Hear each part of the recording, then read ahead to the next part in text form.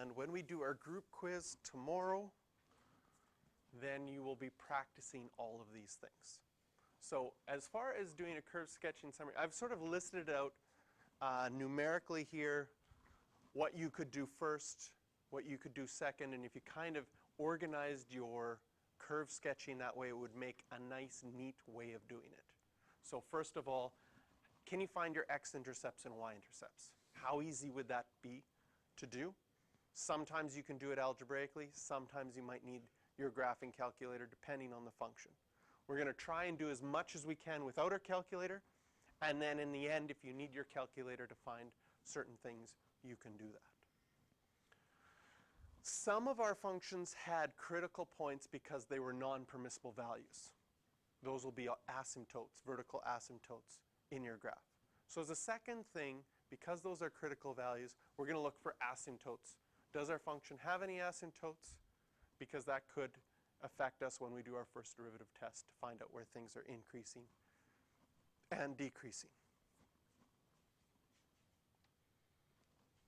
Then we'll go through our stationary points. We can find our local mins and maximums. Here I've got it listed with the second derivative test. We could also find them with the first derivative test. And we'll also find all of our inflection points and find out the different concavity. So just like we've done in the past, where we sort of did the first derivative and then did the sign diagram to find out where it was increasing and decreasing, and then beside it did the second derivative and did the sign diagram to find out where it's concave up and concave down. That just sort of sets it up nicely for all of your information and finding out those critical points. There is no third derivative test. Then from your first derivative test, you can find out where things are increasing and decreasing. And from that second derivative, you can find out where it's concave up and concave down. You can add the smiley faces here. This is concave up if it's positive, concave down if it's negative. And once you have all of that information, you can graph it. Now, one thing I'm going to ask you to do on your quiz, besides being organized with this, in each of the questions I'm going to ask for that statement to show you know how to explain from the first derivative test that it's a maximum or minimum, and you know how to explain from the second derivative test that it's a maximum or a minimum. So we'll look at some of these first examples and what it looks like. So if we go by it step by step,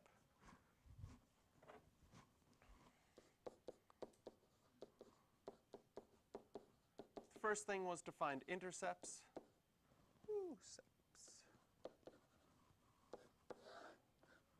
Make a nice title, put a box around it or underline it. It really makes your notes look nice and neat if you like that kind of thing.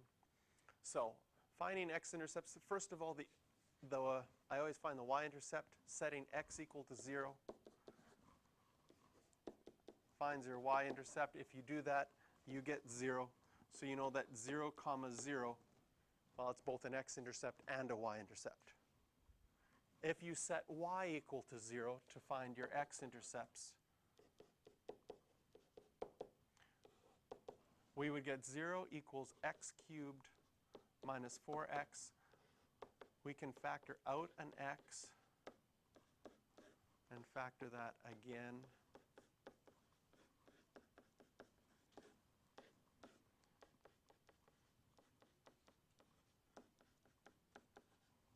And find our 3 x-intercepts at x equals 0, x equals 2, and x equals negative 2.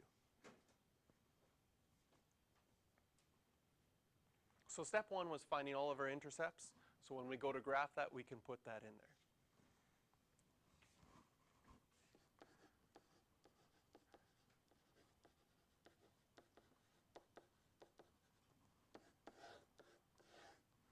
I'm just going to write it as a statement. This one has no asymptotes.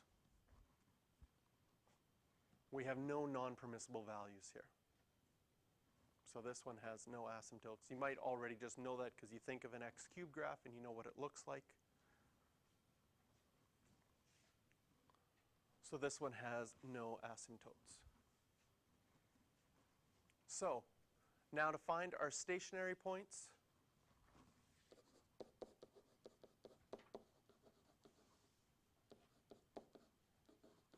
and inflection points.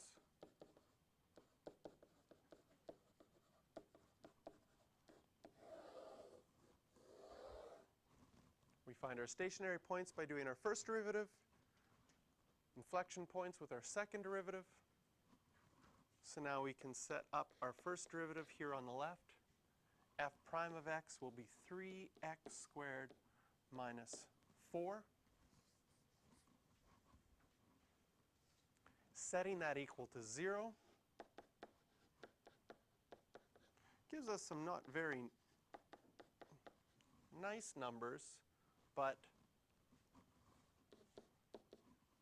take the square root of both sides. You get plus or minus the square root of 4/3. So if we make our number line, we'd have minus. Are you okay if I write square root of 4/3 as 2 root 3 over 3? Yeah?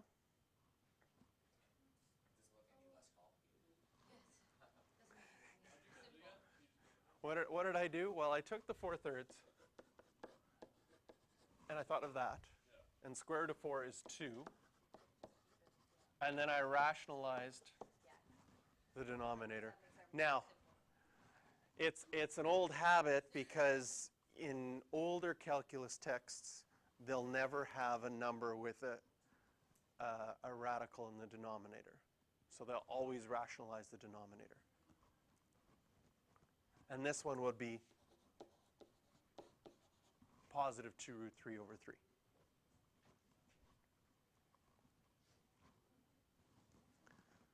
Now, when you're figuring this out, where things are positive or negative, okay, you have to have sort of some sense of where negative 2 root 3 over 3 is. So you have to pick a number to the left of it. So I'm going to pick negative 1 billion, because I'm pretty certain that's to the left of that. Now, if I plug that into my first derivative, I find out I have a huge number, because negative 1 billion squared is bigger, times by 3 is even bigger, and if I subtract 4, I'm pretty sure it'll still be positive. So I know this section is positive. And a number between negative 2 root 3 over 3 and 2 root 3 over 3 that's pretty easy to figure out would be 0. I'm pretty certain of that, because one's positive, one's negative. So then plugging 0 in, I get a negative value in here. So we know it's increasing here, decreasing here. And finally, something larger than 2 root 3 over 3. If you're estimating it, you can pick, again, a billion if you wanted, if you want to make sure. Okay? If you're feeling adventurous and you say, well, I know the square root of 3 is 1.7-ish. So 2 times 1.7 is about 3.4. Divided by 3, you can probably get away with 2. Playing it life on the edge. And plugging in 2 here, sure enough, you still get a positive value. Just depends how exciting you want your calculus question to get, how close you feel like plugging in a number. So we know this so far. From our second derivative,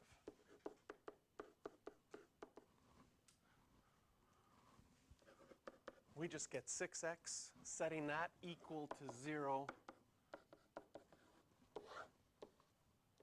tells us that 0 is our possible inflection point.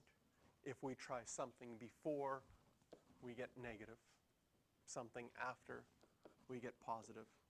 So this is concave down, and this is concave up.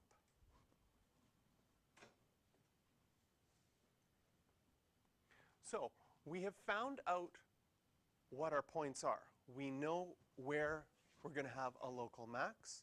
We know where we're going to have a local min, and we know where we're going to have an inflection point.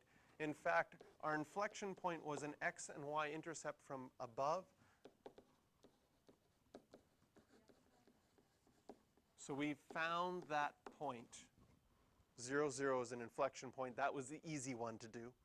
The not so easy ones to do are going to be these negative 2 root 3 over 3 and 2 root 3 over 3.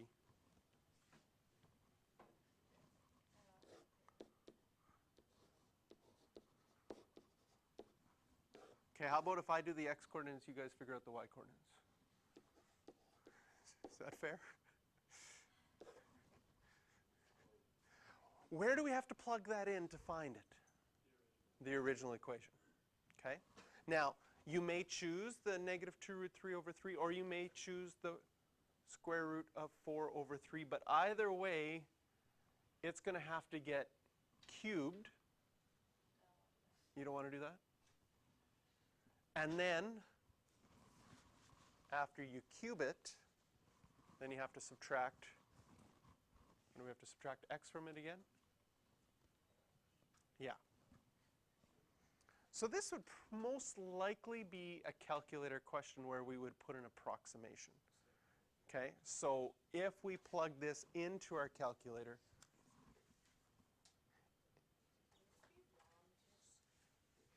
what's that?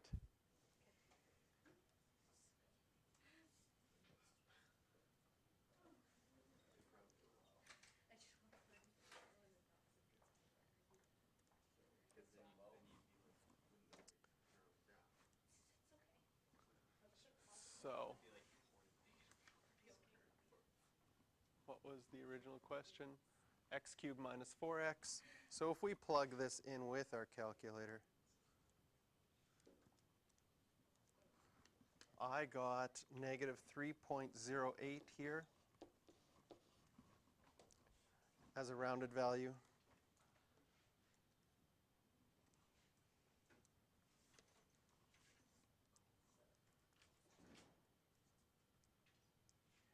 And positive 3.08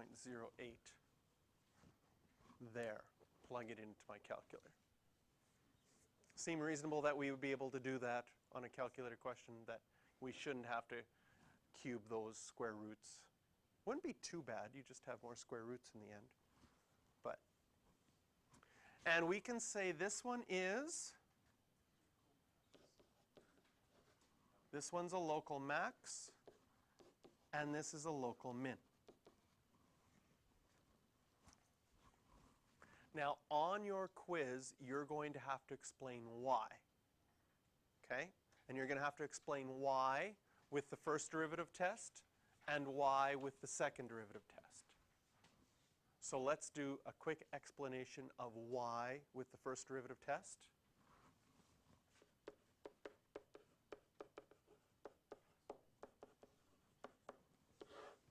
With the first derivative test, this is a local max because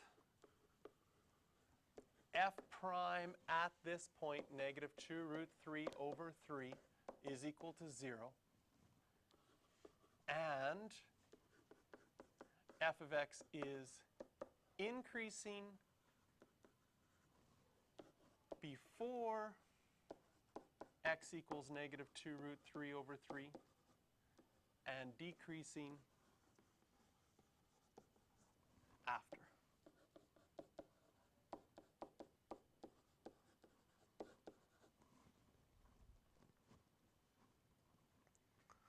So if it's increasing before and decreasing after, that's basically what we're seeing in our sign diagram here. That's our first derivative test. Similarly, you could explain the local min.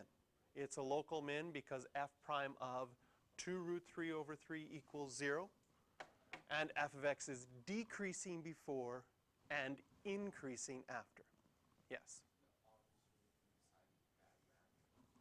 Well, it's obvious if you know. Yes, it seems that way. But on the quiz, I'm going to ask you to explain it in words. So I want you to be able to explain the obvious in words as well. Okay? So yes, the local min would be almost exactly the same thing. We're not going to write it down right here, but on your quiz, you'll have to write down that explanation for each one. This is the part of the quiz that you're going to get mad at me a little bit, but it's good practice for preparation. stuff like that. So I'm willing to that you get mad at me for a little bit so that you get better mathematically as a result. I'll take that. Okay? With the second derivative test,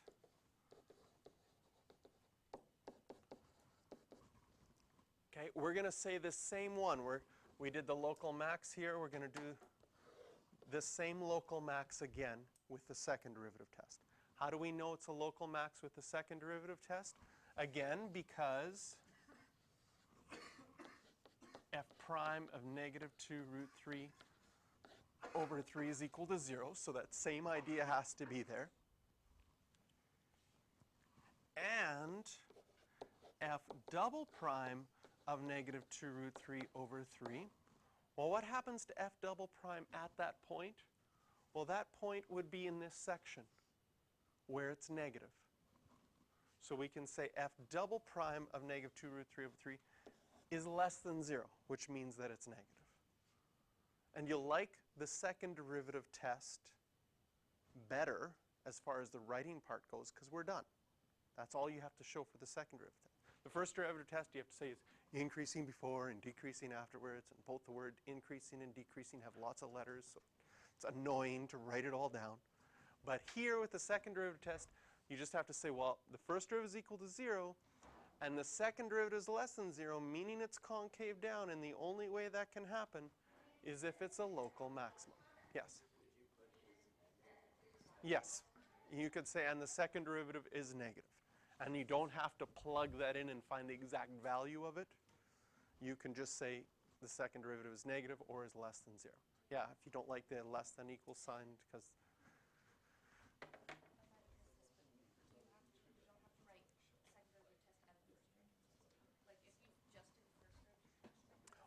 on your quiz, I'm going to ask you to show both for each one. Yeah, this is the part where you don't like me. Yeah, yeah. But normally on a test, I'll ask for, can you show using the second derivative test? Or show using the first derivative test that's a max or minimum. And if it would say, prove that something is a local maximum, you could choose either one. You wouldn't have to show both. But on the quiz, you're going to have to do both for each one. All right, so now we have done all of our steps, stationary points. We've done our inflection points. We've shown where it's increasing and decreasing. We've shown where it's concave up and concave down. We're ready to graph.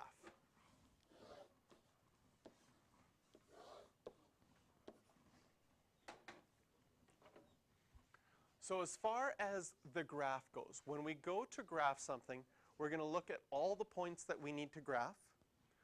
We've got our local min and our local max, our inflection point, plus our intercepts. Okay? Now, as far as looking at all of those values, actually the biggest value is the 3.08 for our y. And along our x-axis, we go down to -2 and up to 2. These values, if you type them into your calculator, they're just a little bit more than 1. So as far as our scale goes in this case, we're going to be okay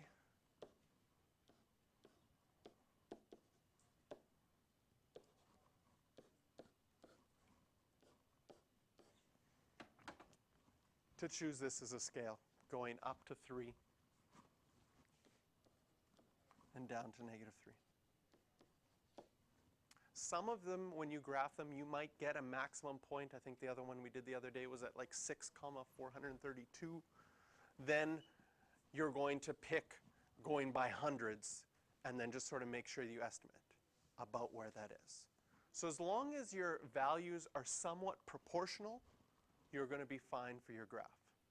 As long as you're not going, this is 1 unit, then this is 100 units, and this is 50 units for your ticking marks on your x and y axes, then you're going to be fine. So what do we know? Well, we knew there was x-intercepts at 0, -2, and 2.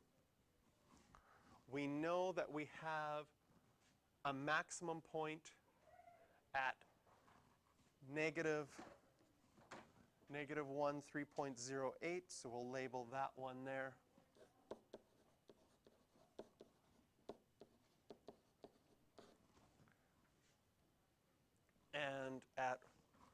1 point something.